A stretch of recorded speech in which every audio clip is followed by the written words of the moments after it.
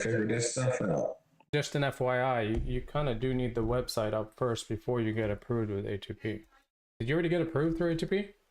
No, yeah, I've been approved for them, but I think they're handing approvals out, within 24 hours now. So that's kind of crazy. Well, it's because I've already had A2P and I have it with my Carrot website. Oh yeah. You told me you have a Carrot website, yeah. So, yep. And I had REI reply too, so they probably recognized it, which I canceled my REI reply. Yeah. I get stories all the time, people canceling their other systems and coming to us now. So I don't know if I should be happy or that we're beating our competitors or not. I don't know. You guys tell me if I should be happy about that. Well, I'm hoping so.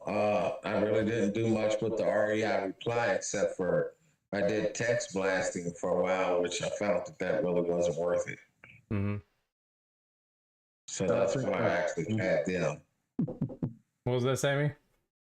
But I would take it as a good sign. Yeah. I don't know. I've had these owners of these other softwares contact me and be like, come on, Mo. So, you gotta be able to take it too, I guess. Let's see. I swear, I finally got used to Streamlabs to be able to stream on YouTube, and then now they changed the UI for the chat. So and that's why I don't like dealing with stuff. It's something always changing. Well, that's the goal is to make things better, right? Isn't that the goal? You know what bothers me the most? Is when my phone updates, and then I gotta figure out how to do everything else on it again, and my emails update.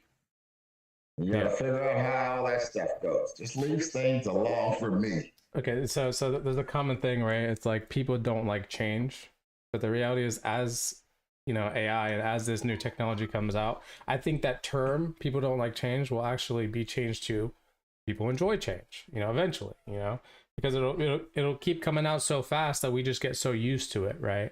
So, I mean, again, that might not be the case for everyone, but I think especially the newer generations will be like, why aren't we changing? Why aren't we creating something new? That's what they're going to start acting like. Even though back in the day, change management was a thing, right? Like they created that degree for a reason because people couldn't handle change, especially like corporations and stuff like that. My kids can go through this kind of stuff like it ain't nothing, but for me, it's just like, oh my goodness. Yeah. And then I start all over again. Yep.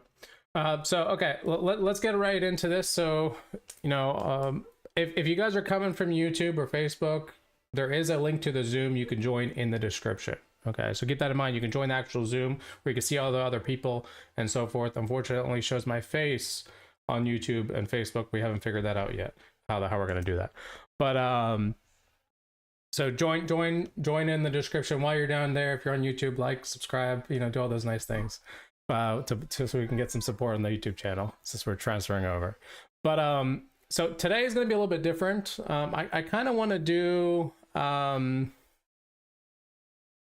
instead of talking about a topic, and we can do Q&A too, don't get me wrong, we can do that. If you guys have questions, that'll be the priority always, right? But I kind of want to do something kind of more of like, okay, well, experience and what it really takes to kind of get into real estate, but from your guys' perspective. Okay, now I know we don't have a lot of people in here right now, but as people kind of get along, it'll be more engaging and so forth, right? So if you're watching on YouTube or Facebook, chat. The only chat I can read right now is the YouTube one. So if you send a message there, I'll be able to read it. I don't know how delayed it is though. But yeah, so like I kind of want to get into a few things, right? Like what's your guys' thoughts on the real estate, the market, kind of like wholesaling and investing and all this. Like just because I know how to do something and I do it one way does not mean it's always going to be the right way. Okay, if that makes sense. So some of you guys have been in wholesaling or investing or real estate in general longer than me, maybe shorter than me, and so forth. And I think this will give perspective for a lot of other people that are maybe just getting started, or hell, maybe they've even been in real estate for such a long time that they might need to hear it, right? A different person's perspective on things. But yeah, so that's kind of the goal here. But let's just kind of dive right in. So I'll be answering these questions too simultaneously with you guys. So if you guys want to participate, just answer the question, right? It's that simple. So right now, just out of hand, like where from you guys that are inside the Zoom right now, or maybe you're on YouTube, where are you guys' markets? Where are you guys actually targeting? So we can kind of get a general like, okay, where's everyone at? Let's kind of set the tone for the rest of this. So Mark, what specifically is your market? Like where are you targeting? And then also, are you a wholesaler or are you actually an investor? I'm planning on being an investor. I haven't got any deals yet, but I'm in Ohio and I'm going to be doing the surrounding states. Okay, cool. And then Sammy, since you're with us as well, what about you? I'm out of Houston. But I'm targeting Dallas, Houston, San Antonio, the Austin area. They're pretty much all over Texas. I'm just trying to stay in state for now until I venture off somewhere else. Okay, cool. Wholesaling or primarily investing? I'm primarily wholesaling. Okay. But I'm not opposed to investing, if the right deal comes along. But right now, just wholesaling. Awesome. Cool. Derek, since you just joined us, what's your market and what are you more wholesaling or more investing? You're special. Yeah, sure.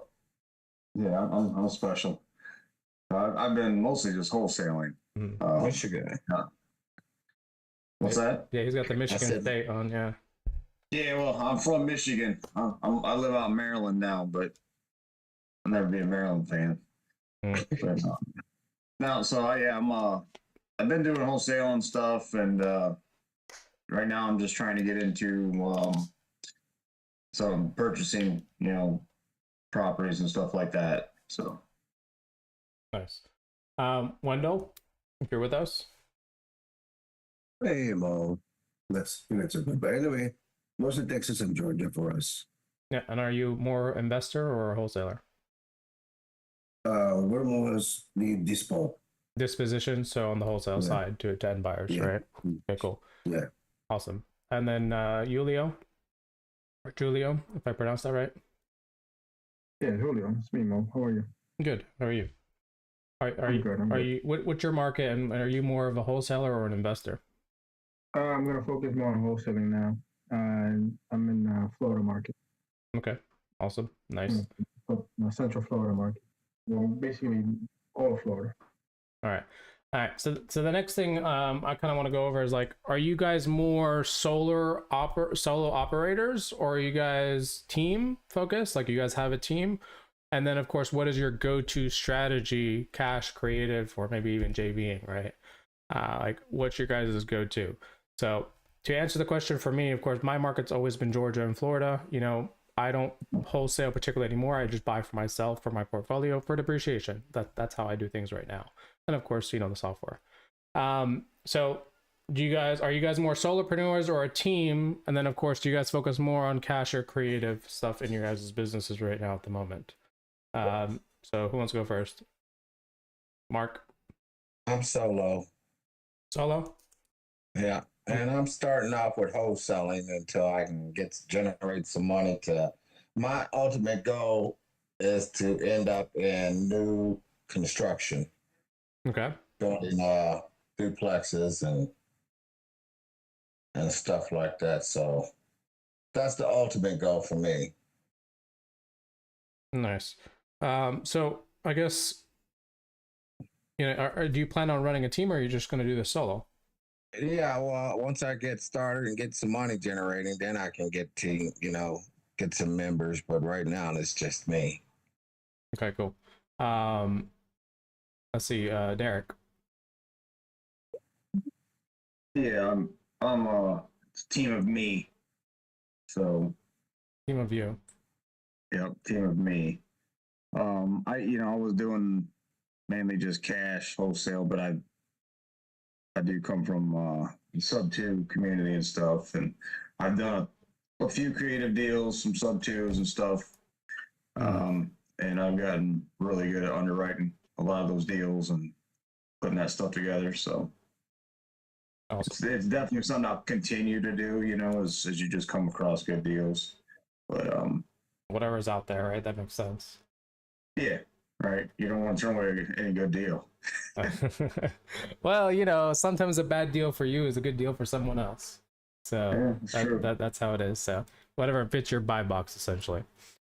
So Wendell, what's your take? Yeah, so I'm in the integrator of a team. So we're a team of 7 people. I'm the only guy. So I get like 6 ladies working. So, you know, a little bit challenging. Yeah, just kidding. But anyway, Challenging. so we're trying to, you know, use BILT as much as we can and try to, you know, maximize it. And, but it's so complex right now. A little bit overwhelming if you think about it, but we just gotta do it one step at a time. Absolutely. Cool. And then Julio. Yeah, I'm the same way. I'm solo. Getting started now, just solo, doing the wholesaling thing. So, we're one man team. One man team. Do everything. Pick up as much as I can knowledge from people, and you know, looking for JV, whoever I can help. So whoever can help me, either way, I can provide. They can provide for me. I'm open to everything. Cool. Well, I'm definitely not a solo operator. I used to be, right? Well, I'm pretty sure that's where everyone starts, right? You know, full-fledged team, you know, VAs and actual people that are Americans and so forth, right? So things are different than what it used to be. Of course, as you scale, the more your team grows, right? Like, you just gotta take the most important thing of your business that you struggle with, or maybe don't like doing, and outsource that immediately, of course, to kind of grow that way. There's a saying that you can go really, really fast by yourself, okay? But you're not going to go that far versus, you know, having a team, having a partner, having whatever. And so I might not be going as fast as I would by myself because I have to rely on other people to do their jobs, right? Like, here's a common thing for me, and I'm sure you guys will run into this in the future. I have this thing in me, right? Maybe because I grew up in the service industry. I grew up in you know, the restaurants and the hotels. My father ran them, right? I ran restaurants as well. Is if you do not give speed of service, right, that is a problem. And so when my VAs don't, let's say, respond to one of my support tickets immediately, like, what the hell are you doing? You know, like that's the kind of stuff that's ingrained in me. But you have to be give and take with the people that you work with, right? You can't expect them to be 100% you, right? If they can do at least 80% what you can do, then that's good enough, right? For that specific task. And so that's more of a personal struggle for me for that team, you know. But as far as you know, deal strategy, it doesn't really matter to me. You know, we do cash deals for you know, especially back when we were doing flips, you know, hard money or whatever, creative deals for buying portfolio and stuff like that. I will JV on stuff depending on the deal as well. But the real reason why I was asking, like, for you guys, whether it's a solopreneur or a team, is because are we in this thing to make some money as a side hustle, or are we in this thing to eventually be long-term retirement, business focused, career, whatever you want to call it, right? Long term, like, are we doing this for a year, or are we doing this for the rest of your life, or hopefully, you know, more than 10 years, right? Like, that's the goal. So does everyone in here, I mean, you could say no right away if you don't want to be that person, but does everyone in here think that they want to run a business ultimately? That's my plan.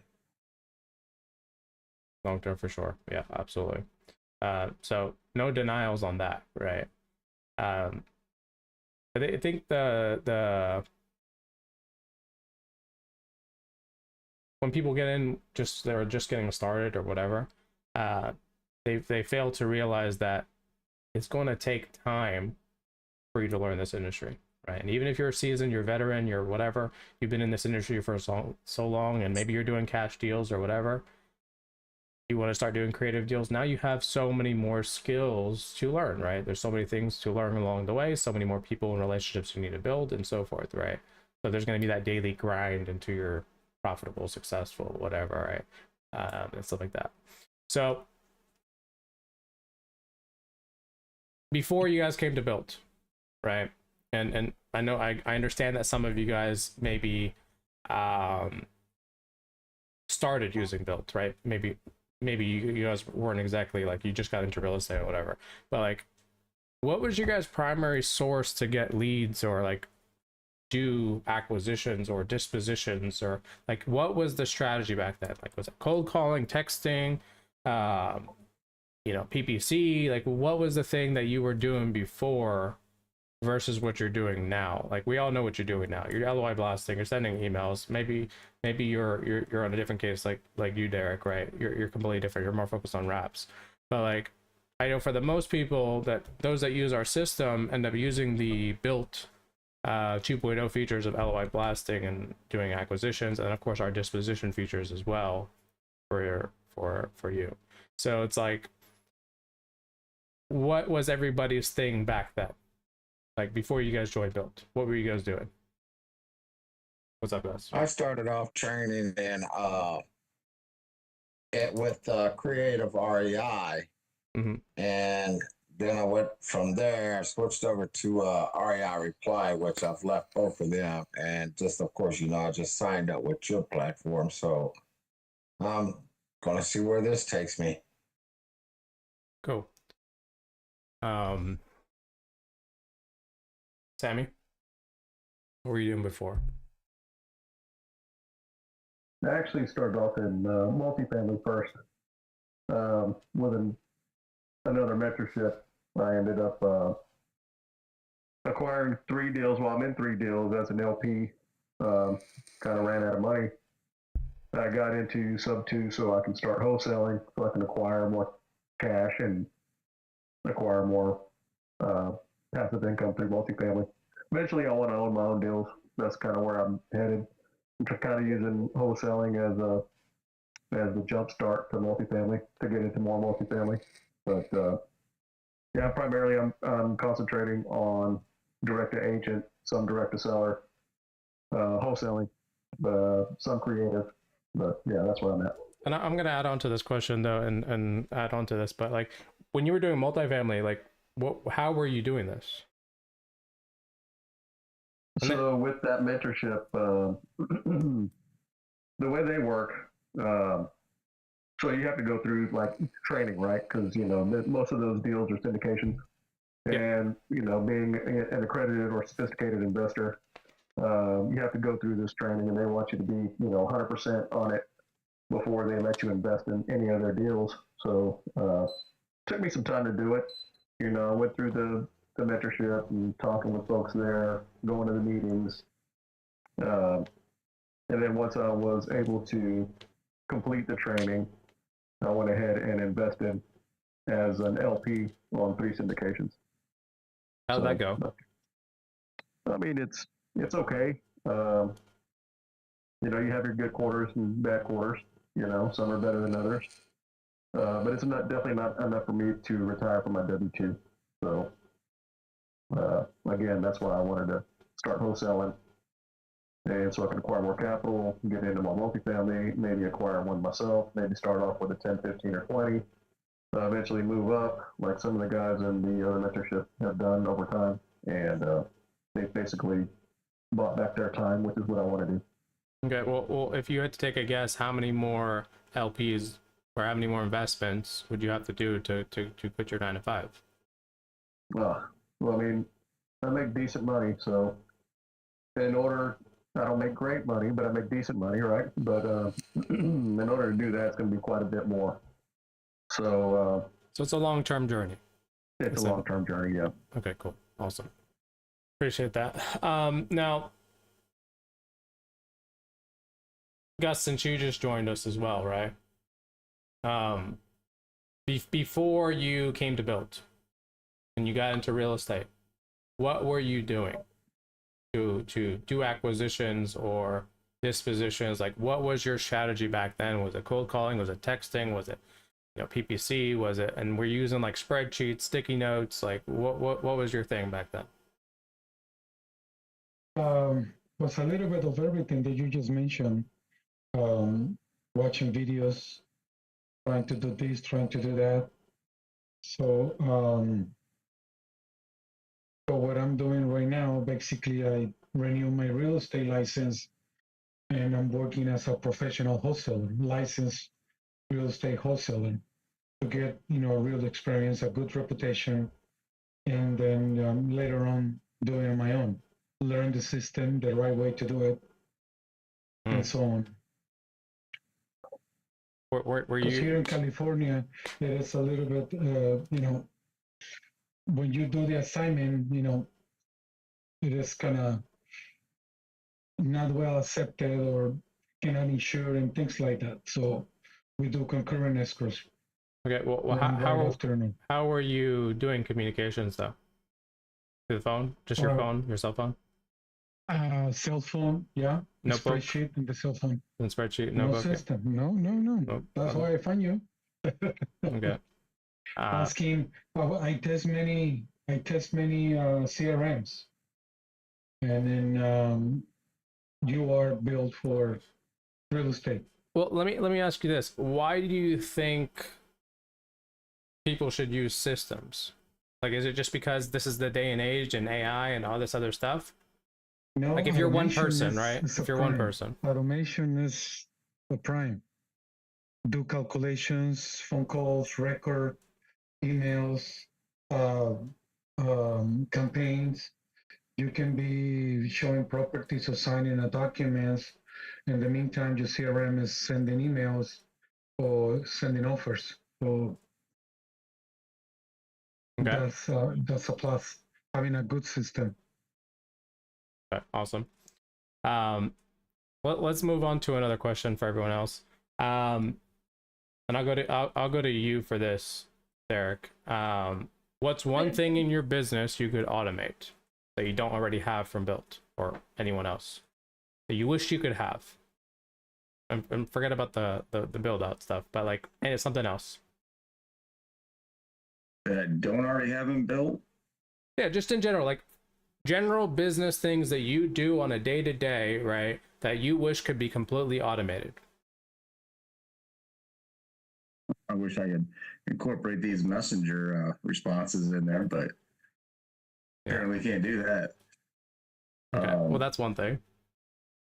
And for everyone, that he's trying to automate Facebook Messenger on a personal account, which is not physically possible through any software right now due to Facebook policies.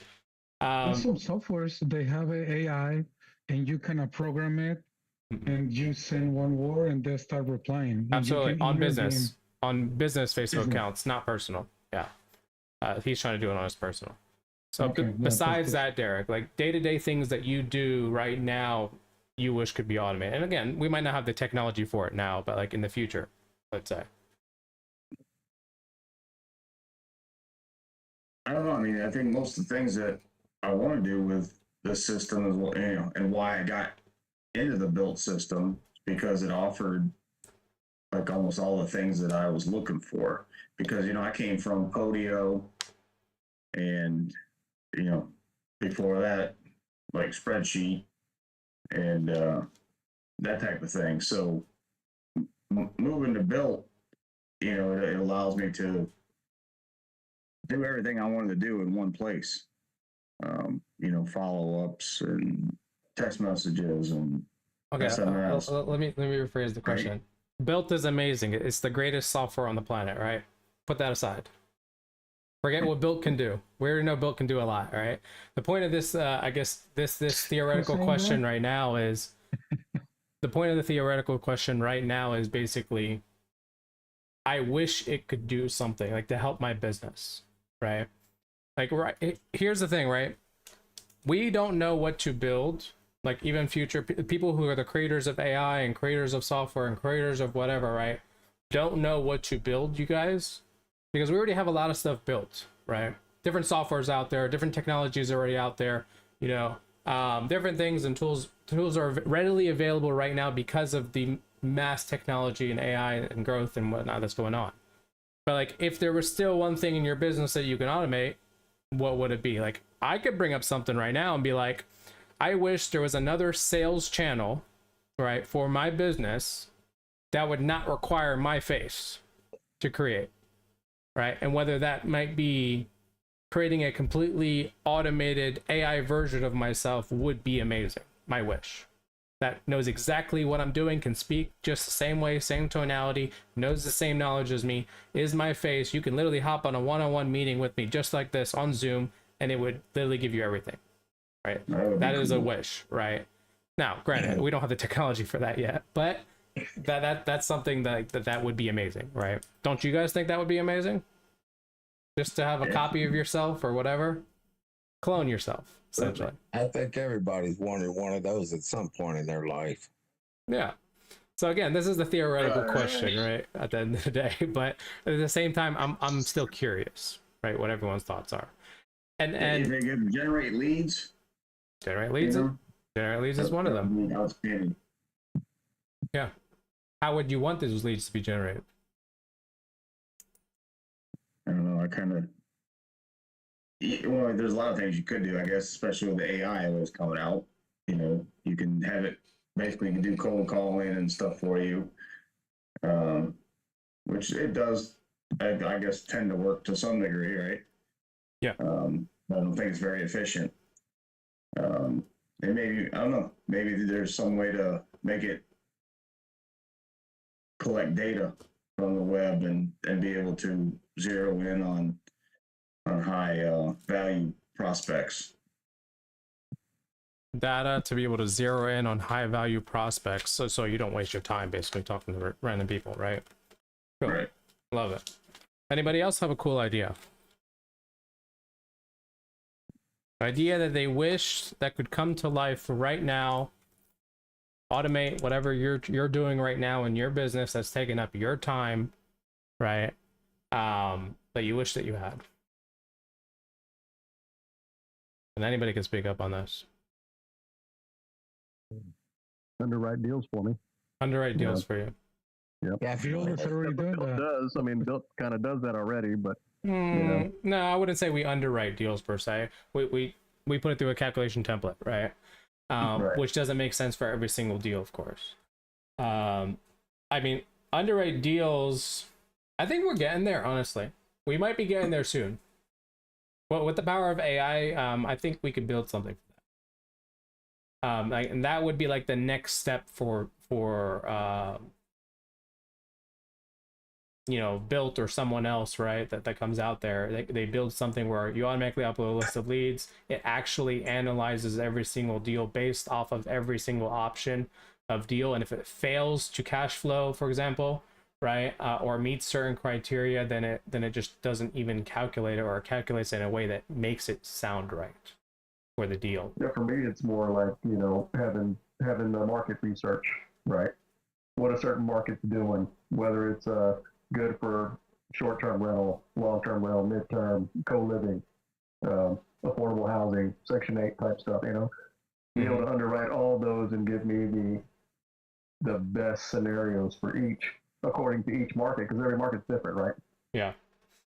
Yeah, I mean, I think that just like prop stream batch leads, deal sauce, hell, privy, right? If they don't have certain access to certain, let's just say counties or whatever, that's going to be a little bit hard. I don't know how AI would even get that without permission, you know, on every platform. Like, for example, you can go to AirDNA right now. Doesn't mean it's accurate or not, but let's just say that's for Airbnbs, right? Or midterm rentals. Right. You can go to, you know, Rentometer. You can go to Zillow. You can go to certain things. You can get those values, but are they accurate? Now it becomes more of a skill of comping, right? And actually finding things out, because you can't just take those numbers off face value, right? You have to like take multiple confluences, right? Multiple confluences of properties near you to really determine that value. And AI, I think, can do that on sites like Zillow, right? But not, let's say, the paid ones, because they don't have permission to get inside there and use that platform. Unless we scrape, right? But not every tool allows scraping as well. So I don't think we're far from that though. I really don't.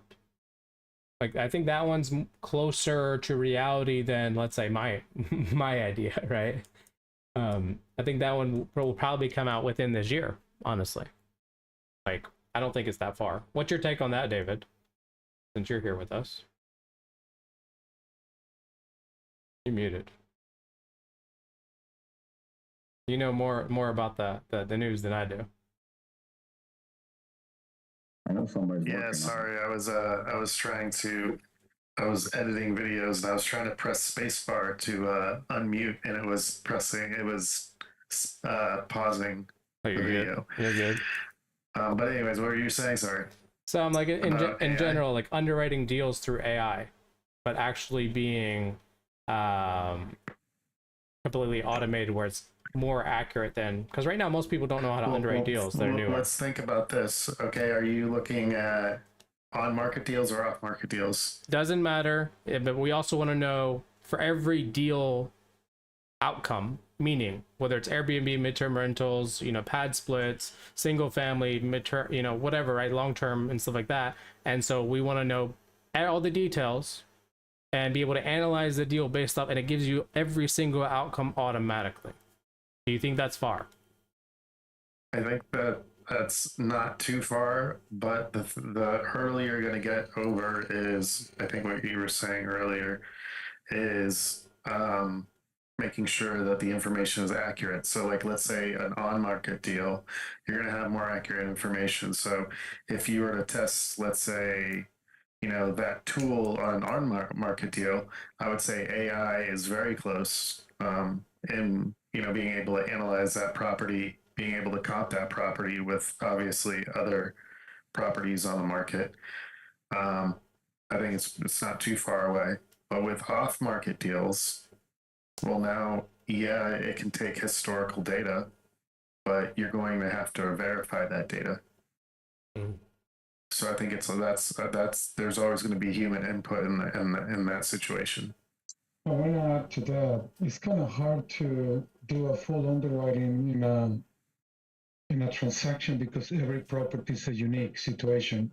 I mean, you can do raw numbers, but the condition of the property is going to change everything: foundation, roof, condition, neighborhood. So you might get some wrong numbers, but I think that's the closest you can get.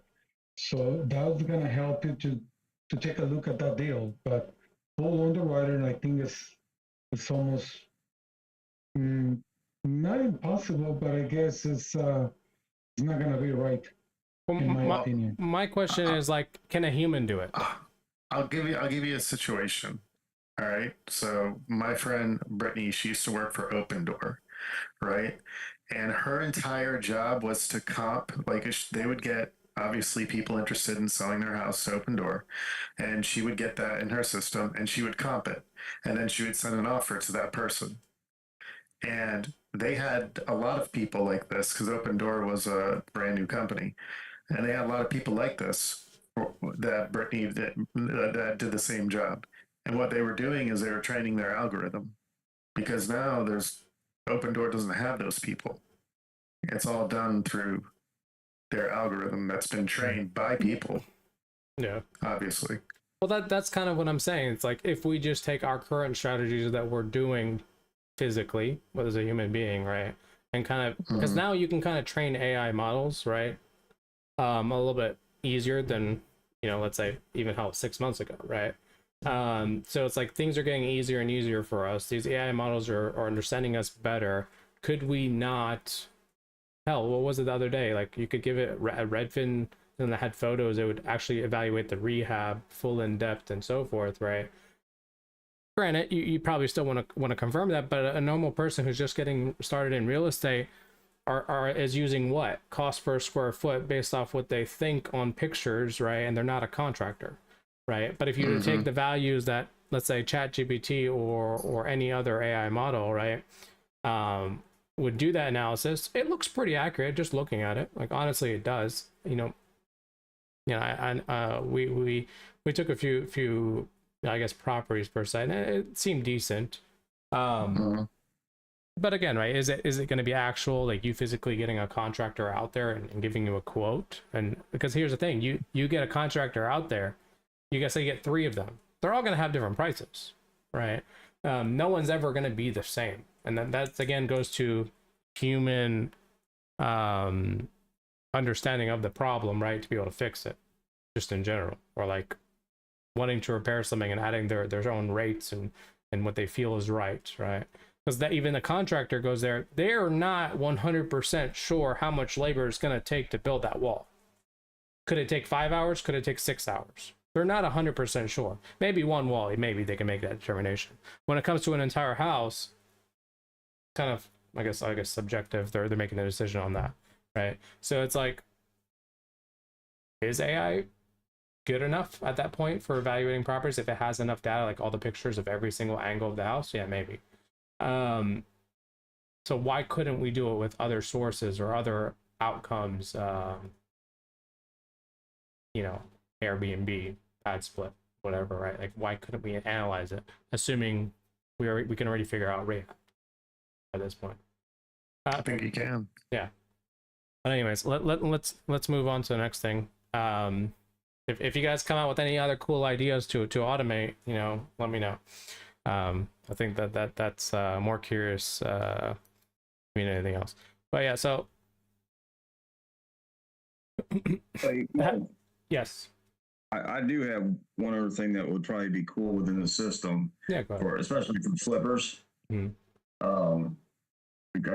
I was using this tool before, and it, you know, you could plug in your numbers, and it would generate what your cash on cash return was and your total cost of borrowing and everything, and then it would give you could print out basically a whole presentation based on, you know, you could give it to a lender, say, look, if you lend me this is what you're going to get in return, or here's my overall numbers on the job. So that type of thing, you know, very useful.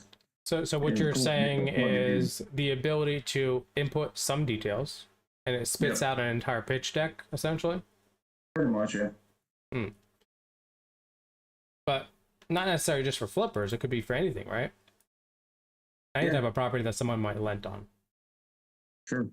Well, why not do the same thing with dispositions? Right, so see, I'm talking about one idea kind of triggers other things as well. Like, this is why you know, I think this conversation is kind of important, right, as well, because as things go by, these things are going to be created, and they're either going to be created by us or somebody else, right?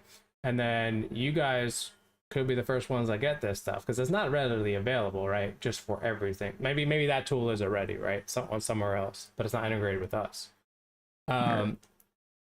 But I mean, all it takes is someone to really sit down and analyze it and copy it, or create it from scratch or whatever. But I think that's cool. It would also pull comps too, or find different properties and actually pull them into a comp report that would you could select which ones you wanted to use for your ARV if you wanted to use any. How accurate was that though? When was this though? It was fairly close. If you went through and actually looked at the properties and said, well, this one's really similar, you know, it would get you pretty close. Cool. Awesome. Let's move on to the next one. So have you guys ever had a deal fall apart? And if so, what happened? I've had deals stolen from me, you know, and then come to find out we signed the same day as somebody else who came up after the lady signed, and he knocked on her door, then she signed with him, and come to find out we couldn't sell the damn place anyway because the taxes were $24,000 a year for a $250,000 house. That was Illinois. It was a terrible area, but that was a bad one. I've had plenty of other ones. Okay. Now to follow up on that, do you think it's,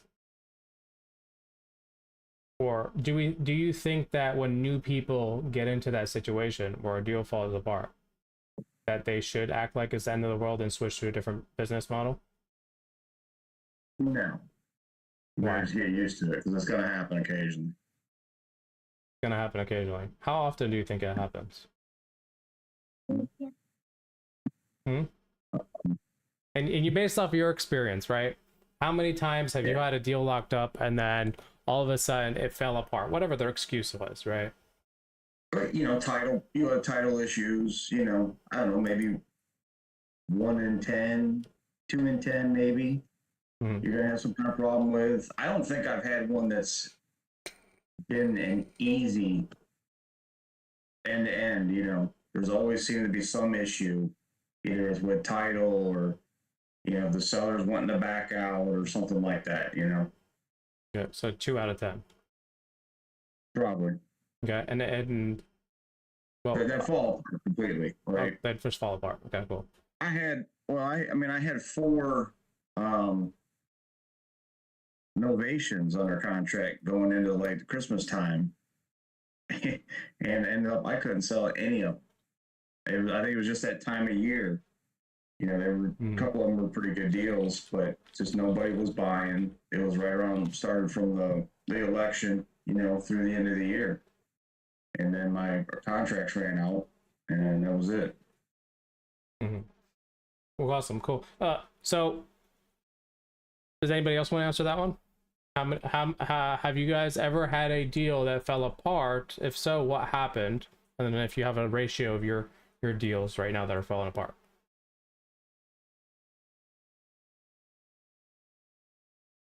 I see we got some new people in here that I haven't met yet, but if you guys want to introduce yourself a little bit later, and then quick recap for those that are watching on the YouTube or Facebook. I know you can only see my face, right? But there is a link to the Zoom that you can join to join the Zoom, right? Just click on the link in the description. And while you're down there, go ahead and click on the little subscribe button and like the video. We need the support for the YouTube channel. So who else in here has had a deal fall apart, right? I'm assuming all of you guys have had some sort of deal, some sort of issue. So do I need to go pick on somebody? I'm sure it wasn't just Derek. Hey there. Can you guys hear me? What's up, Matthew? Hey, yeah. No, my only real recent one was actually me shutting it down. It was an auction, and we just couldn't get the auction company to go in and do any kind of inspection. We noticed during the auction the police were there. We just said, hey, it's in Albuquerque, New Mexico, and there's a reason why they filmed Breaking Bad there. And we just asked them to go in and just make sure that it was safe, that there was not a meth lab or something going on. They wouldn't do it. So we're like, well, screw you guys, we'll walk away. Okay. Well, was that the only deal you've ever had that fell apart, or you stopped? That's the only one. Okay. That's the only one. If you had to take a guess or a range, right? How many deals have you done?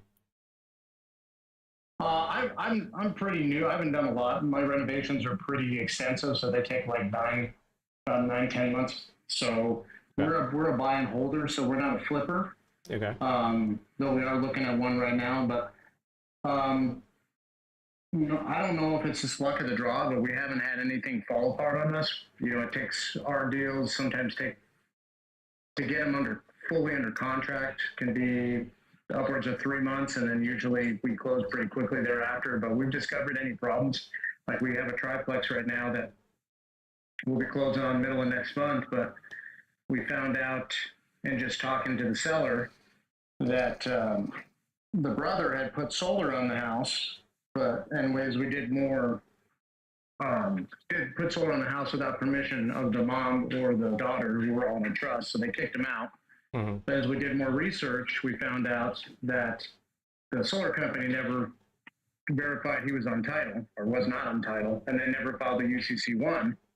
So I guess because it takes our due diligence period is so long based on the stuff that we get, we usually are able to figure stuff out. So we're pretty lucky that way to not have anything, but that could have easily fallen out. It had been like we're trying to get that thing sold pretty quick. And I can understand why, because there's nothing on title. Well, I mean, I'll add to that in your defense, right? you are acquiring or flipping, meaning you are the end buyer at that point, essentially, right, of that transaction.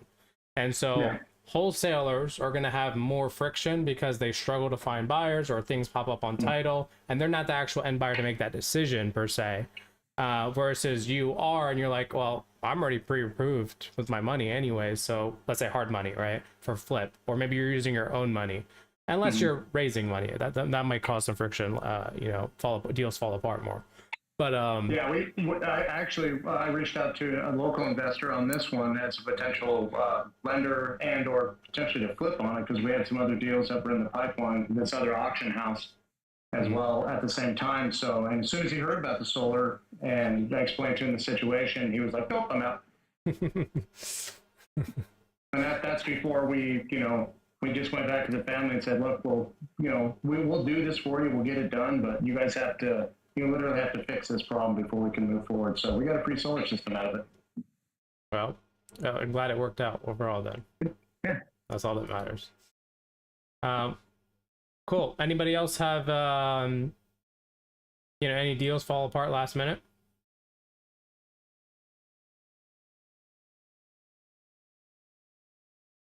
Everyone's doing deals 100% disposition and wholesale, and they're acquiring no problem whatsoever.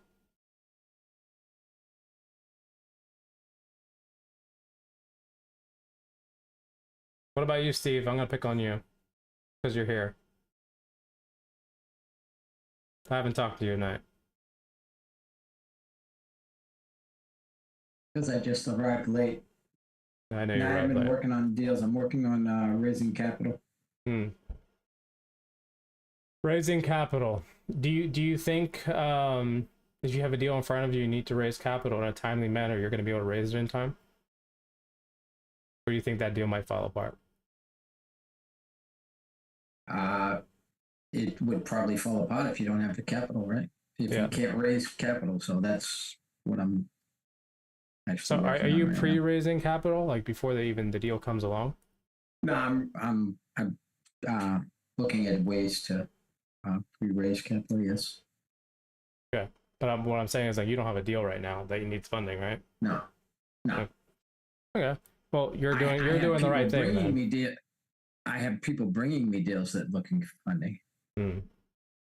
Okay, so you're doing more of the Gator stuff right now, the Gator wrestling or whatever. Well, that's why I'm trying to find people I can raise money from. Yes. Awesome. Well, if any of you guys have money, maybe you guys should connect that are in here right now. So, well, let's move on. So, what is one thing you wish someone told you before you started or got started in real estate? And we'll go back up to you, Derek.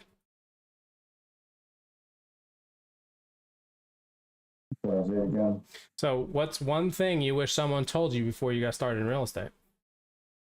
Oh, it's not as easy as I said it was gonna be. What do you mean? Don't buy paper lead. Yeah, I don't know. I could probably go on and on, but those would be the top two. Okay. What about you, Steve?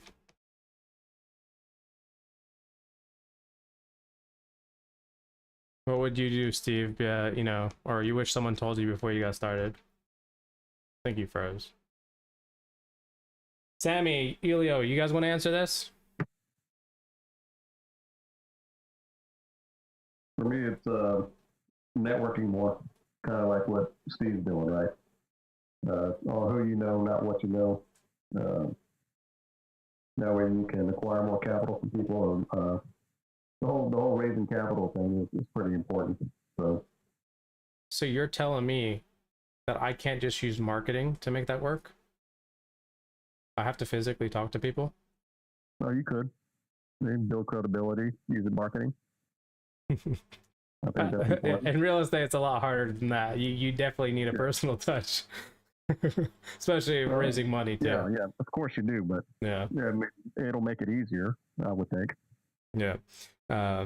This is why when people come to me and they're like, Mo, does your tool do dispositions? Like I can just put every single buyer in there and I can just blast everyone? I'm like, to an extent, you know, like that's why Investor Lift is so popular, right? Is because they have all the buyers, right? They have every single buyer in the nation, regardless if it's outdated or not. You can blast everyone through email, blast everyone through, let's say, SMS or whatever, right? Forget compliance, forget, you know, open rates and so forth. But it's because everyone likes the idea of marketing instead of actually building that relationship, right? And so I was one of those people that fell into that trap, and I got Investor Lift, and I was like, I don't need to build relationships with buyers. I could just use a tool that already has all the buyers, and I can just blast my great deal. And granted, I moved some deals, right? But was it the optimal solution in real estate? Probably not. And so building relationships with buyers was ultimately my go-to. Same thing with raising money, right? But that just goes to show you, right, Sammy, that like when you joined, like what was the thing that they told you to do instead of building relationships? The learning. You go through the training or whatever niche you want to do. Figure out what your avatar is. Oh, you're talking about like sub 2. Yeah. Okay. So go through the training, figure out what avatar you are. Right. Figure out what you want to do. Okay. Speaking of sub 2 specifically. Yeah, of course. Very, very familiar with their avatar stuff. But now, since we're on that topic, do you think it's easier, faster to just be one avatar and partner with a bunch of avatars, or JV with a bunch of avatars to get a deal done? Or do you think it's easier or faster for you just to learn how to do it yourself, you know, with the help of communicating with people and asking questions? Well, from my experience, I've tried to be on, you know, I've been on teams before. Some of them didn't work out. I can depend on myself. Unfortunately, that, you know, I haven't met the right people to join up. So right now I'm kind of a solopreneur. Maybe a little biased, but yeah, I'm definitely learning what I need to learn by myself. What I need to figure out is who I can join up with to move faster or move further. Mm-hmm. Like you said earlier, you can go fast by yourself, and if you want to go further, you need to join a team. So I've been doing a lot of soul searching, seeing if I can find people to join my team. But yeah, that's kind of been the issue with me. Awesome. Appreciate it, Sammy. Just one take on that from my side, right? Like, this is just through my experience, right? There's a lot of people come to me from these challenges, these big groups, right? These mentorships, regardless, sub 2, not sub 2, doesn't really matter, right? And they're like, oh, I was on a team, 5 people, 20 people, whatever, right? And my sole job was this, right? And the reality is, I don't know anybody that's still part of that team. Okay. And granted, right, I don't know every single one of them, right, that were part of a challenge or a team or whatever. But the ones that came to me through my experience, through these Zooms, right, through one-on-one Zooms and whatnot, I haven't seen anybody that's still part of a team and that's successful, right? So, but there's many reasons for that too. Not everyone on that team moves the same way you move. And so people don't tolerate certain aspects of things, like, oh, why is this person getting a percentage? Why is this person making that kind of money? Why is this person doing what, when they're not even picking up the phone, they're not even doing their task, they're not even doing their job, whatever, right? And so finding a partner, finding someone to do deals with, right, is harder than what we think, right? But yeah, quick note, this is, you know, our weekly Tuesday night Zoom, right? This is meant for usually topics like this, or sometimes Q&A, right? And most of the time it takes priority to have Q&A. So if you guys have questions that's actually regarding to the actual system BILT, don't hesitate to ask as well, and we can stop this conversation. This is kind of I'm trying something new this time around to basically gauge other people's experience at the moment, because my experience might not be the same as everybody else, right? And so I'm a creator, I'm a builder, right? I built this software. And so I don't think that just using my experience or even a few beta testers or a few people or a few existing users on the system that have given me information is enough, right?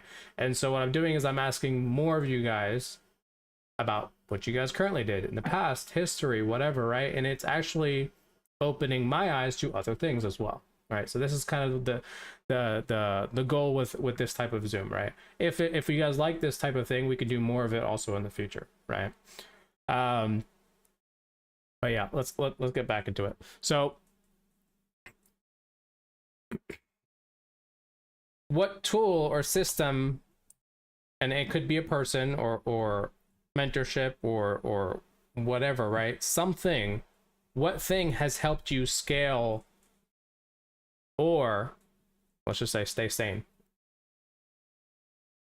What one thing, whether it's a system, whether it's a person, whether it's a mentorship, whether it's a course, whether it's whatever, right, has kept you sane and basically help you scale or help you grow as a business? Who wants to answer that one first? Or do I gotta pick on somebody?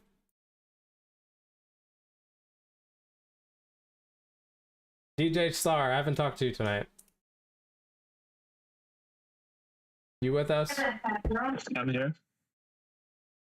So, what do you say is a tool or system, a person, a thing that has helped you scale or helped you stay sane in your business? What's something that has helped you, you know, stay sane but also help you grow? What thing? I'm learning to use AI tools. That's been helping me a lot. Okay. How does that per se like keep you sane though? Because when we're in business, we have lots of struggles, right? We have lots of things in our way, lots of stress. You know, how is that keeping you sane? AI. It's helping me fact check things that I hear from other people to see if they make sense. I would also say meditation's a good tool to leverage, and I have some apps and things I use for that. Okay, cool. On that note of fact checking, you think AI is 100% accurate? I know it's not 100% accurate. Okay. But when I'm talking to somebody that claims to be an expert in something, I think it's a good safety check for me to validate what they're telling me against what the computer knows. Absolutely. I think so too. Absolutely. Yeah, even if it's not perfect, I wouldn't use it for like legal stuff per se, but I mean, it could give you a framework, but it's not going to be 100% accurate to that state, that district, that county. And I'm sure like having them check one against another. Yes. So run the answer against a different model and see what it says is true or false about it. That's a good idea. So there's a reason why there's so many models out there, right? There's so many different ones. Like one is better than the other, right? Maybe just specifically in logic versus one is better at like web search, right? And so forth. And so it's like, what really do we want? It really just depends on how we want to, you know, I guess how much more better information can we get, right? So yeah, I mean, AI is only going to get bigger. I think as time goes by, AI will make everyone's life easier, right? Everyone will be like, oh, well, and you know, it'll just become so easy where you don't even have to learn anything. We can just go to AI for everything. And then unfortunately, I think that's what's happening right now with some people, right? That's why I asked you if it was 100% accurate. A lot of people I've met, I've been like strictly using AI 100%, and it's not perfect right now at the moment. And I had somebody the other day literally use it for a legal agreement, and it didn't go so well, right? Like they wanted to use it because they didn't want to hire a lawyer, and so that's what they used. They drafted it and they tried sending it out, or whatever. It didn't meet the requirements of the state, if that makes sense. And so we always want to be careful with AI at the same time. And that's just one major example, right? There could be other things involved. But I think AI is a good thing, as long as we are not solely relying on it completely, right? We do need that human verification. You have to be an intelligent user of the tools. You can't just count on it to think for you. Absolutely. I use it all day long, honestly, for building stuff, building other models, other things. For example, the content engine, right? Just how do I do this? How do I do that, right? And let's just use an example. It's HTML for a website, and 50% of the time it's wrong. Just go with that, and I have to tell it. I have to ask it again. That hey, this is not what I asked for, or hey, this is broken, right? Especially on like the tech side, right? The software side of things. And so that kind of like gives me the same idea. Well, are you giving me the truth when I'm asking you just a basic question? You know. Now you might say, oh, well, that's a language model. That's that's software. That's just a typical answer that anybody knows how to answer, whatever. But I'm still gonna go back. It has assisted me in solving problems faster, growing my business, keeping me sane, and stuff like that. I would say that's a good one. Thank you, DJ. For sure. Yeah. Anybody else want to give something that's not AI? Something, and that's not meditation. What else are you? Meditation is good. Yeah, meditation is amazing. I don't physically do meditation, right?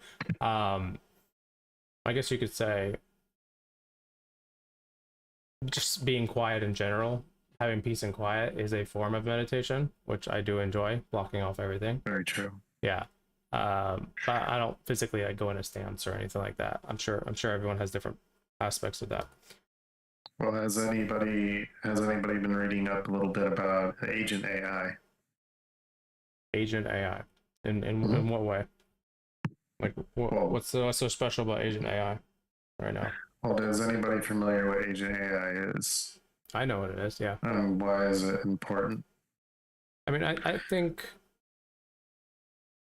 Agent AI is like you're essentially trying to create a brain that will use other AI things simultaneously, right? Well, the easiest way to explain it is Agent AI, which what they say is going to be available in the next 12 months, is like right now, what do?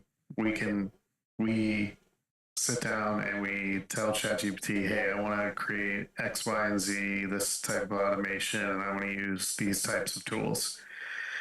And it'll spit out instructions, correct? Mm-hmm. Well, Agent AI will execute those instructions if it has the data. Obviously, if you give them the password, login, it'll be able to do that for you. The username and password will give you that too? I'm not saying it will do that. That's what they're building it for, but that's how Agent AI will essentially work. It'll be able to do that task for you, not just tell you how to do it. Okay, well, let's just say we're in real estate, right? We're doing acquisitions, dispositions, whatever. How do you think that's going to help us? Well, it depends on how smart the Agent AI is and what type of Agent do AI I have to build it? Or is it already pre-built? I don't have that information at this moment. Yeah, I think there's going to be a lot of new AI models coming out within this year, right? Within the next 12 months. Like, there's going to be a lot to the point where it's like, we can't keep up, right? And I'm an AI enthusiast, right? Like, I like AI. I enjoy building it. I enjoy using it, right?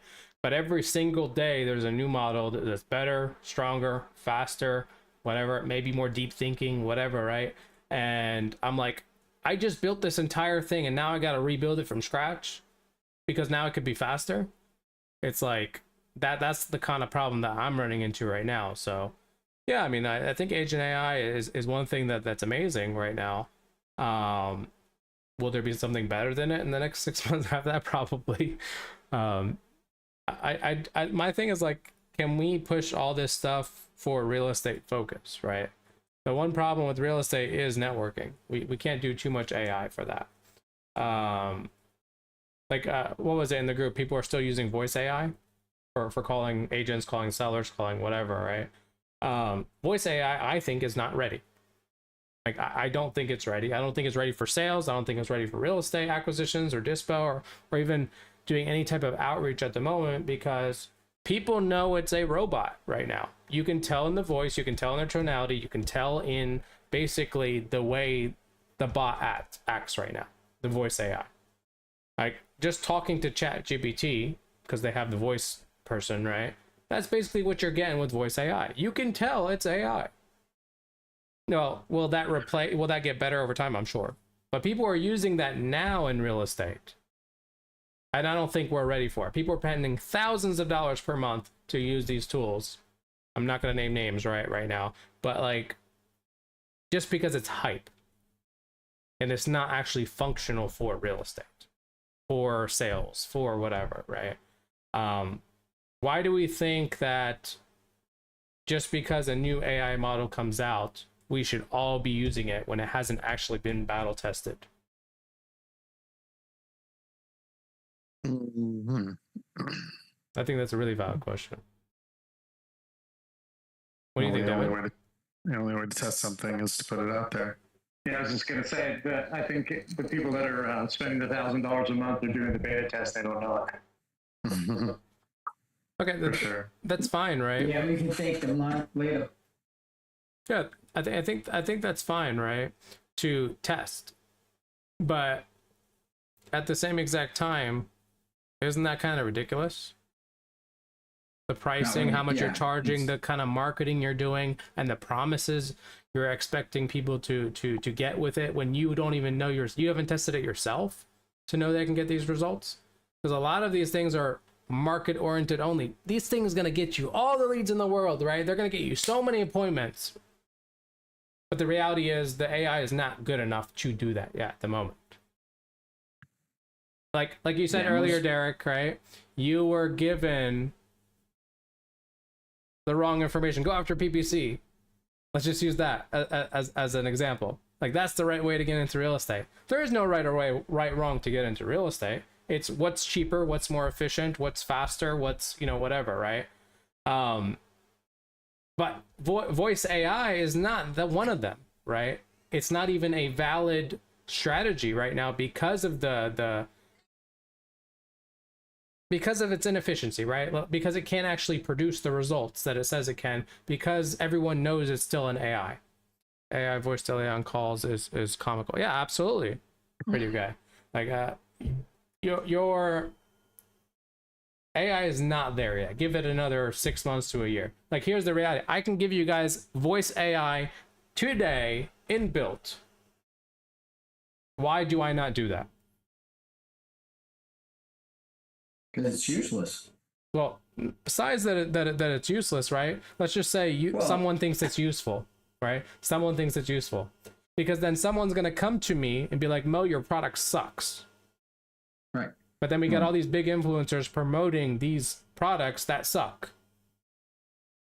So why can't we just be practical and be like, we're not ready yet? I used one for 3 months. I know you did. Most people just hung up on it. What was somebody else that was with us the other day used it for 5 months, and I literally told them cancel. Like, you're not even using it. Why are we still paying $1,000 a month to use this? We're not. It's not ready yet. What? It's up to 1,000? I think it's $1,000 a month to use these things. Wow. I was only paying a couple hundred. I'm sure things are different prices for everybody. He was paying 1,000, right? Yeah. But anyways, should we be using tools and AI models that are for our business? Like, let's just say we can test it on a budget, whatever, but what should that budget be for testing in your business? Like, let's say you spend, I'm just going to throw a crazy number out there. Let's just say you spend, that's funny. So let's just say you spend $10,000, and again, I'm throwing a ridiculous number out there, on your business, on fixed variable cost, everything, right? Like, that's your overhead for your business, and everything is running smoothly. What percentage should you allocate towards testing new things besides your time? I'm talking about monetary here. What do we think is fair? If you have a $10,000 monthly overhead in your business, can anybody give me an answer that they think is right? Oh, is there any profit?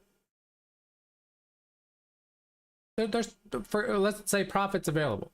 You know, there's plenty of profit. Okay, well, I mean, then Profit's not the issue right now.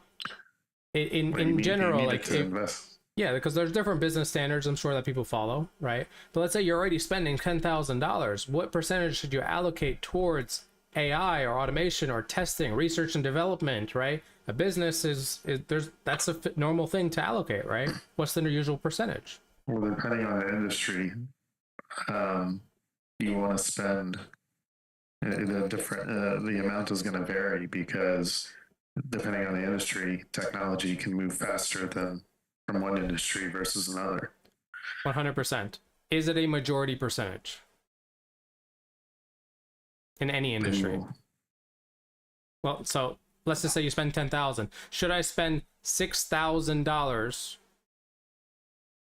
on AI or research and development or beta testing or whatever you want to think, testing a new thing?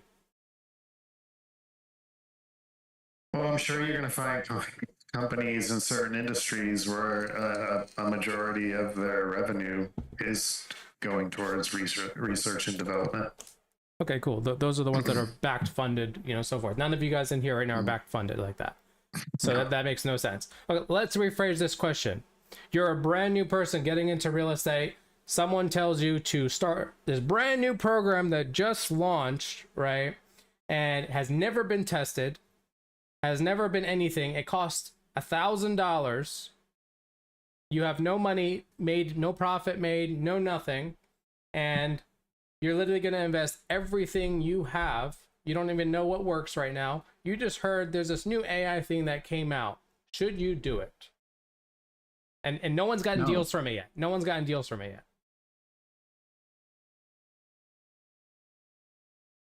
No, you shouldn't. Why not? Because that's well, I'm coming from the experience of using it, so I know it's garbage. Well, forget that it's voice AI. Let's just say another AI tool. All right. Well, then, okay, that's a different story. But yeah, just a random new AI tool that supposedly does it all for you, right? You don't even have to lift a finger. It's never been tested, right? They literally just created it because of a new AI model just launched, right? Because this happens literally every single day, right? And no beta testers, no nothing. You just have a few people raving about it and being like, hype, hype, hype. Should that be something that we jump on?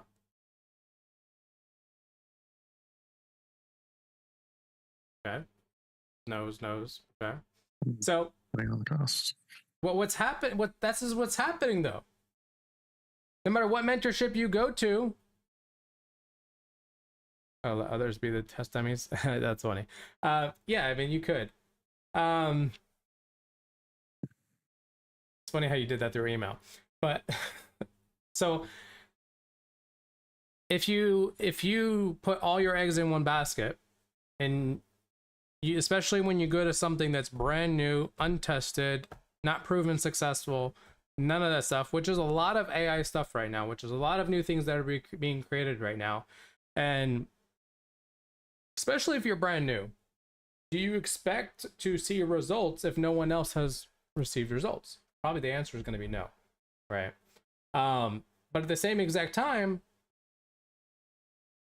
why aren't we doing due diligence? And then also at the same time, why do we have so many people doing this, hopping from one program to another program, to another program, to another program, shiny object syndrome, and some influencer launched this new thing, we're going to jump on it regardless if we're on another program or not, right? And something's logical, it's working and whatever, right? Why are we jumping to other things? Some of you guys are not beta testers, AI enthusiasts, right? Actually physical people, like let's say DJ is actually he's creating his own things, right? I'm physically creating my own things and I'm doing that, right? But let's say you're not one of those. You just use it, but you don't create them, right?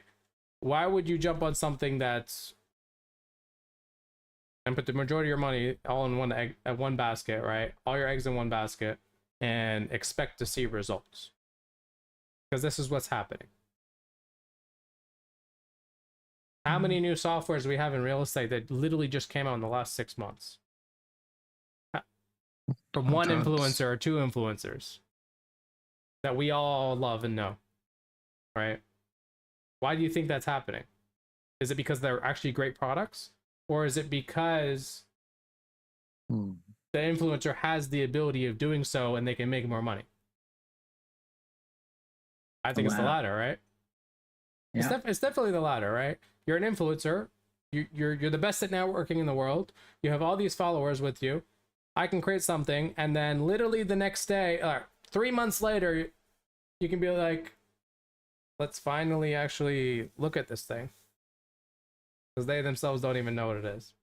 So like, this is what's happening, right? They launched this thing, and all of you guys are jumping. I'm not saying all of you guys, but like a lot of people are jumping onto these tools and becoming those beta testers, paying all the money, right? Especially the newbies.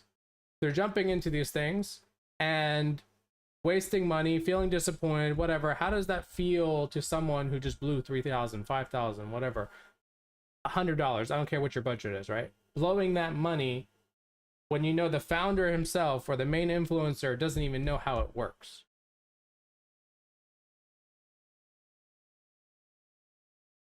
That's the problem, right?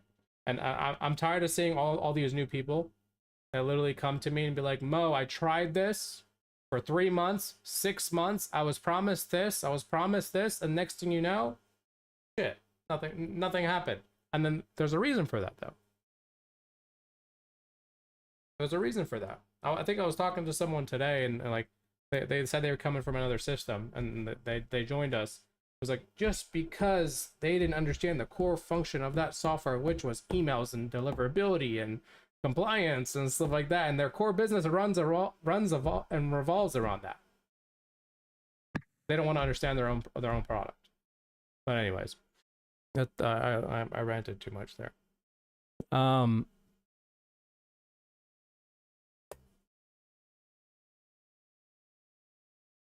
Would you guys do pocket listings or Zillow leads?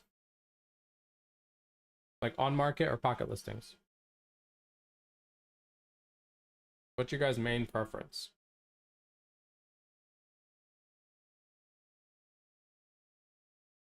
Matthew, what's your preference? Since I know you acquire more. I don't mind either one, to be honest with you. But if you had to choose, if I had to choose, yeah. I would probably take pocket. Okay. Any particular reason? I don't know if it's. I don't know. I guess I've dealt with two different types of pockets. So I told you about the triplex, yeah, which was a pocket lead effectively, and then there was another pocket lead when, which was referral to us when I called and talked to the realtor who had the pocket lead. I just asked her. I said, "Hey, what are you going to list it for?" And she gave me the number, which was, we had already seen the property. We had walked through it months before when it was going through its clean out. And it was pretty much right where we're going to be at. And I'm like, okay, I'll save you time. Let's just get this under contract today and let's go. And then, but you know, she was a different type of pocket lead where she wanted to make sure that everybody on her list got to see the thing versus just getting the deal done there. So again, the psychology of it, which one do I like better? It really depends on the person who's, and I don't mind dealing with realtors at all. A lot of times they're not bad gatekeepers. They're actually like the lady the realtor I dealt with on the triplex was, you know, a confidant to the family. She was a family client for years, and she really steered them in a direction which was going to be most beneficial for us, even though I told the seller it'd be totally beneficial if we went a totally different direction. But she didn't want to do that. But the real estate agent, you know, during when I jumped on the call and you were talking about people losing deals, you know, I think when you deal with those type of pocket leads, you don't lose deals. And that's another reason why I think I like those the most, is because I even know this other realtor that I dealt with, and the other one on the other deal who didn't get it under contract right there. you know, I feel fairly confident she's going to come back to us in a couple of weeks and go, okay, let's just do this. Cool. Because we offered a fair deal, and we weren't, you know, we weren't trying to be salesy, and it was just a normal call. And I guess most of the approaches I take with pocket leads is I don't care if I buy it or not. I'm not married to any deals. So maybe that helps me out psychologically with people I'm dealing with versus, you know, a brand new wholesaler who may have somehow stumbled upon that lead who is desperate to make his first, you know, $10,000, $15,000. Yeah. Okay. So a follow up on that though. Do you think we will lose the ability to get pocket leads eventually and forced to be everything on market, like certain states? I don't know. I mean, this deal now, you know, with Zillow not showing a bunch of listings because they are basically intra-office or quote unquote pocket leads. Yeah.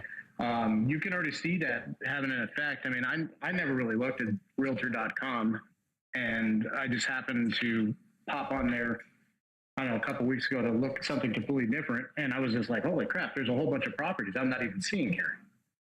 Yeah. And, you know, on the flip side, you know, I also read recently, and you guys can rebuke me on this, that Zillow was going to stop giving for sale by owners the ability to post on their site. I didn't know that. That would be kind of gearing towards the you need a real estate agent for everything. You know? Yeah. So, you know, I think that they're, you know, that what happened with the commission, a couple things that happened. Honestly, I think it would be better, right? Because we all know the situation with FSBOs, right? Like they're completely unrealistic. You know, the reason why they don't want to go with an agent probably is because they think they could do better or whatever, but they're also completely unrealistic in reality. You know, like they don't they believe they're going to get 500,000 for their house when the ARV is 400,000. You know, like they're way off. And I think that's why we need an agent or someone to educate them and be like, hey, I'm not going to list it for that price. Like that's being ridiculous. And so I think it's going for a plus, at least for the FSBOs. I think it'd be okay. You know, as far as the listing capability on like Zillow and all them, Realtor, Redfin. And I think going back to the networking thing is, you know, I see this going this direction, you know, because everybody, you know, up in arms about commissions. And I think the realtors right now are kind of tiptoeing, but I wouldn't, you know, when we start to see, because it will happen here, when we start to see the markets pick up and we start to see appreciation start happening, you know, on properties, and like you before mentioned, that people are going to be basically painted into a corner where they have to use a realtor. You're going to have people that are negotiating 1%, and that's pretty much all they have in the deal. So they may as well be for sale by owners, because you're also going to have people on the flip side who need their houses, that have the equity, need their houses done, who are telling the realtors, look, I'll give you 10%. I need my house sold this week. And you're going to start to see a shift to realtors going now, because everything can be negotiated. You're going to see a shift where, and it may be advantageous to real estate investors, because we're going to see a lot of good properties now that may not have. I will kind of throw in a problem with that, right? So let's use an example of marketing firms, or hell, a contractor, since we're in real estate, right? Them having the free will to charge you whatever else and negotiate to do the same, let's say, job. You know, let's say you get quotes from 10 different contractors. You'll notice not everyone's the same price, right? And they all promise you whatever, and it's your job to do due diligence on them. But even in that case, just because someone's expecting 10% and they can guarantee tomorrow, and they might not actually fulfill that, of course, don't you think that's going to cause issues? Where now it's very fixed, stable, and you can still do your due diligence, and it's still at a decent price, and all agents have to still be competitive. Yeah, I totally think that they have to be competitive right now, but I think if they have the ability to do something different, I mean, the bottom line, as I look at it, with the people that filed this lawsuit, I mean, it was their own fault. I mean, you have a closing statement. All you have to do is look at it. I remember a long time ago, I was buying a car, and the dude at the financing office was going down the line items, and I said, stop, what's that $4,000 right there? Yeah. And he goes, you ask your salesman. I said, no, I'm asking you. They're just tacking $4,000 on the deal because they thought they could. Yeah. And I think this is what the deal was. And one person caught it, and then it started this, this massive deal on a system that was actually, pretty stable. And there was probably maybe 1% of the realtors out there that were doing, well, I don't want to call it shady stuff, but it is what it is.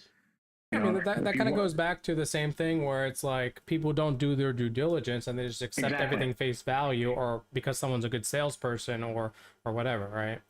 And they just trust them right away without it's good to trust but verify. Trust but verify is always the most important thing.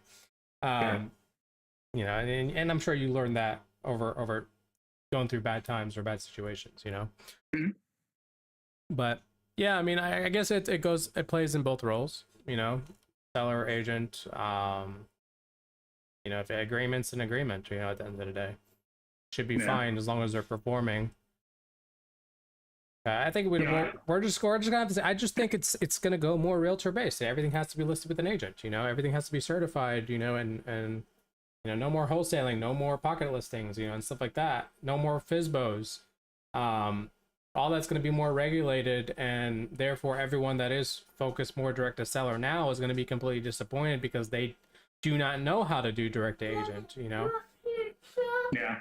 Well, I'm primarily, I think, pretty much, well, about 50-50 direct agent, direct to seller. But, going back to what you said there about, that everything, the wholesalers and everything are going to get pushed off to the side. I do believe that that's going to get regulated. That's coming down the line. We had the guys here in Arizona that were, blatantly breaking the law, stealing equity from people when they should have just told them, hey, man, just let your house go in foreclosure. You're going to make more money. And, that just leaves a bad taste in everybody's mouth. Well, I mean, it's the same thing right now with all the people, whether they join Sub 2 or they join the Creative Finance and, free Facebook group, and they hear one part of how Sub 2 works and they become a wholesaler. And next thing you know, they ruin the entire reputation of wholesalers, let alone Creative Finance, right? People are going to do that no matter what. People are going to either they're uneducated or they're going to purposely harm. Like in this case, this was purpose. But like in general, what's happening is the reputation of wholesalers, investors, Creative Finance is getting worse and worse, especially with agents, not just sellers now, because we've shifted to more agents, and there's nothing really we can do about that. There really isn't. It's like, how do we regain that trust after they've been screwed over multiple times, and then they tell their friends. So that's another problem. I think Creative Finance is definitely took a blow because of that. But at the same time, like, can we bounce back, especially like in Arizona? Like, can we bounce back there, or is everyone in every state now going to take the same effect where banks are double downing on due on sale, and title companies are like saying no insurance, no nothing, like, we don't even want to do it anymore? Yeah, I think I think it'll get regulated to a point where you're going to have to at least close in a third party. That's the only way that's the only way the municipalities will actually record the deed or record the transaction is if it's through a neutral third party and not from somebody else. And I think that's going to get there, and there's nothing wrong with that. And I've told people a lot of times, dealing with like this one, the triplex, even though it was a populist and there's still an agent involved, and I just told the agent, look, I'll just pay you. I know you were going to list this anyway, so I'll just pay you. Just take 4%, 2 on them, 2 on my side. I'll pay all 4% to you, but I don't have to do contracts now. And she has a transaction coordinator, so I don't have to bring one in. So there's a lot of benefit from that side on trying to be able to do that. But yeah, and I also think that if you're on the subject to or seller finance side, if you don't bring in a third party to vet your buyer, that's going to be something that's going to, I think that third party, either title company or attorneys, are going to mandate that happens, so they don't run into this he said she said stuff anymore. Yeah. I thought this person made $150,000 a year. We don't need to go back to 2008 when somebody working part-time for Domino's Pizza could pick up 5 houses and at 125%. of the value for their house. So Yeah. Radio guy in the chat is like, I want to get rich quick. What do you guys think about that? Do you think there's such a thing? Besides being lucky and winning the lottery? no. This is Not in real estate. yeah. Not in real estate? Why not? Can't you get rich quick in real estate? Win the lottery on a deal. What? Get rich quick. Why can't I just be the master negotiator / manipulator and get every single, like, syndicate a bunch of lenders, right? And then literally buy the biggest multifamily, commercial, whatever business, whatever out there, and then just sit back and relax. Isn't that a way to get rich quick? Yeah, let me know how that works. There's a lot of hard work that goes into that, isn't it? I'm sure, Steve, you can attest to that with the raising money stuff. It's not that easy. Yeah, it's not easy at all. I mean, I think everything ultimately is easy when you do it long enough and you know exactly what you're doing. You've done it a bunch of times. No problem, Wendell. You've done it a bunch of times and you know it like the back of your hand. Like, you know the script, you know everything, like, you know exactly how people are going to react every single time. You know how to handle every single objection, just like how we are with creative finance and closing deals, you know, over the phone or whatever. Not everyone starts out that way, but like as you do more, it becomes, oh, you're a great closer. No problem, DJ.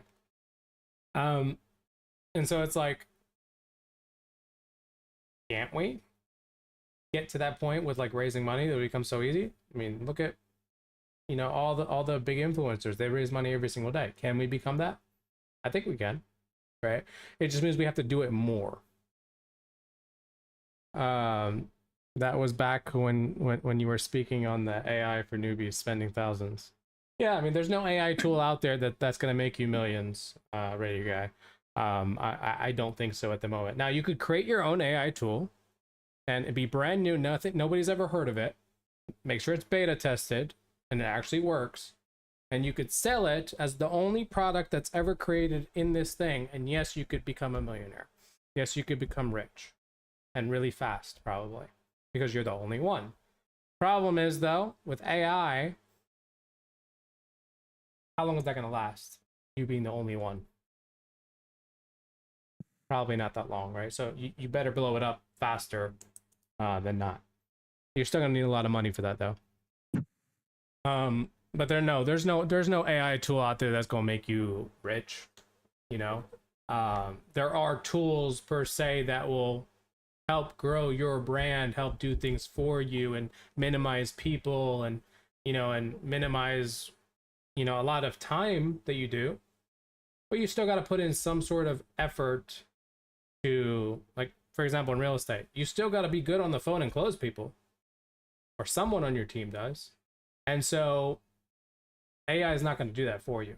AI would do the follow-ups. AI would do the initial outreach. AI will do maybe a booking, right, for you, scheduling, but it's not going to physically close it for you. It's just not. You know, you don't, do you see anybody that, like, I think there's a reason why Zillow doesn't have a buy now button that you can physically put cash in. Like, you have to talk to somebody, right? Like, you have to negotiate. You have to be like, do due diligence. You have to do certain things. AI is not going to be able to do due diligence, you know, at least handle that right now at the moment, right? At least I don't think so.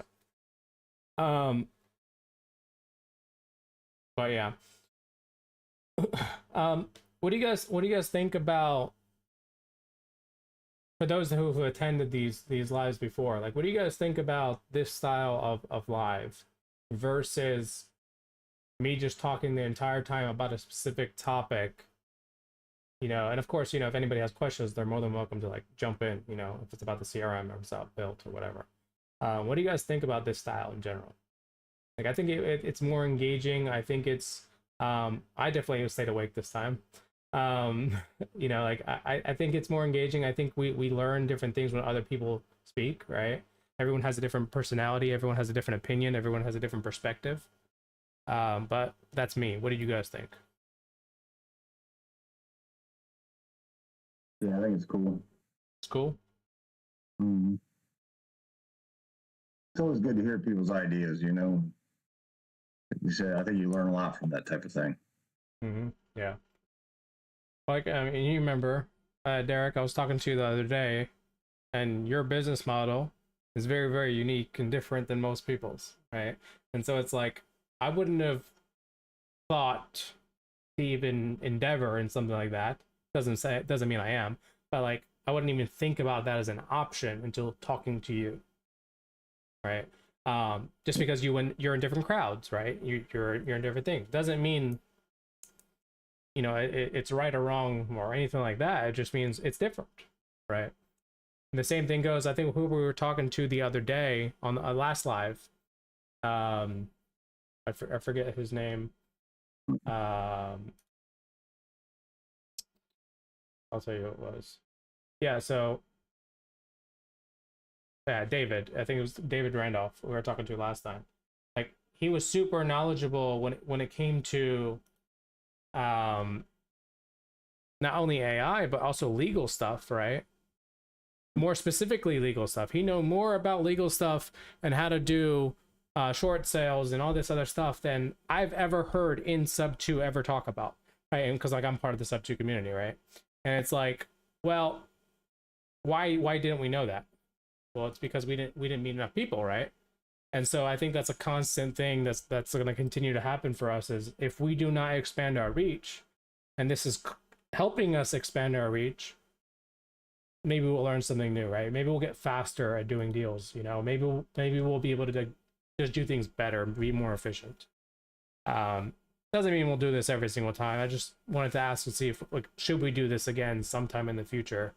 You know, not, it doesn't have to be the same questions, but like something else, you know. But Steve, do you think we should do this again? Something similar to this? Yeah, I do, because I've been on the Zooms when you've just gone on for hours and hours, and you know, nobody's putting in their own 2 cents. And you know, it's basically you on a soapbox. So is anybody learning anything that way? And like you say, you know, is anybody else putting in their 2 cents to share different views of things, so that way we do learn stuff? But yeah, I mean, because like here was my thing. Like, I mean, I'm not exactly 10 years as an educator, right? I'm not exactly Pace Morby, right? Experience being on these lives and whatever, right?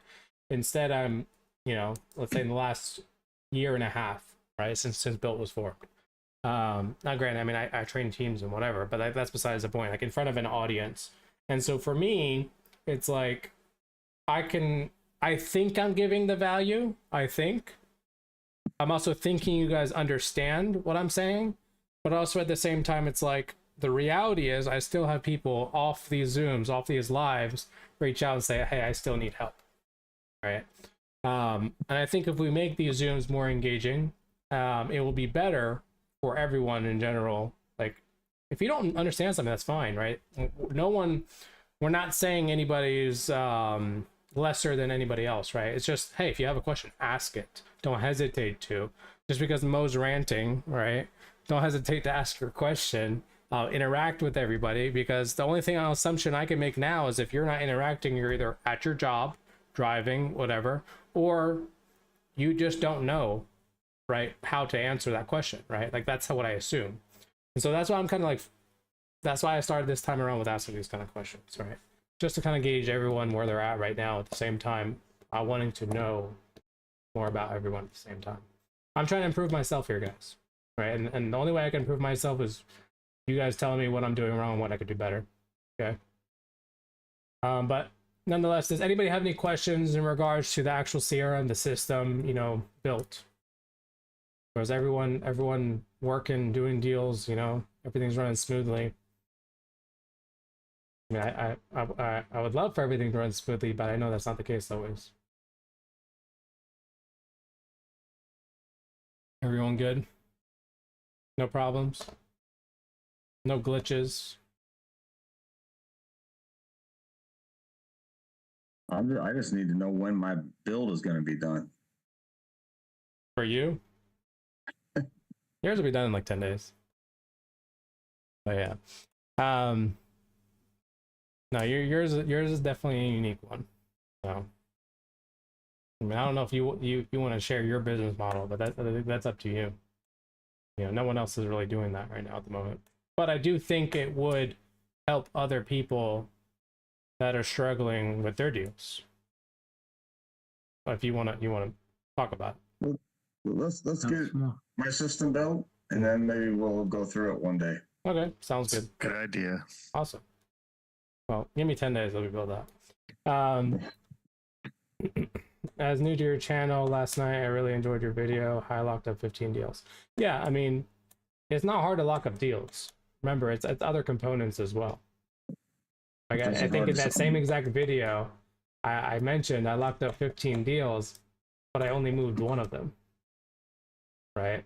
So it's like, it's easy to lock up a deal at the wrong price. It's easy to lock up a deal and not have buyers. It's easy how to do things when you're not prepared, you know, for the other part of that business model. And so, you know, again, like people see titles like that and then they just automatically click on those type of videos, right? So it's sometimes you want to click on the compliance videos, the boring ones, right? The how-tos instead of the extravagant ones, you know. I think those are better. But I appreciate you guys for coming here tonight. I definitely enjoyed my time this time around, like, with the engagement, so I appreciate that. If you guys have any questions whatsoever, don't hesitate to reach out, right? If you guys are watching on the YouTube channel, whatever, make sure to leave a like and subscribe to the channel. If you're not subscribed, why not? We have how many people in our Facebook group, and yet we have 200 people on our YouTube channel? Come on, guys. The goal is to transfer everyone from Facebook to YouTube because of Facebook's compliance and guidelines that are going on right now. The transition is hard, so help me out. But yeah, with that being said, guys, if you have anything, just reach out. Okay, I'm here to assist you guys. My team is here to assist you guys. Whatever you need, do not hesitate. If you hesitate, that is on you. I will always say that. Okay. There is no stupid question, so ask away. I appreciate you guys. I will see you guys next week or whenever you guys need help.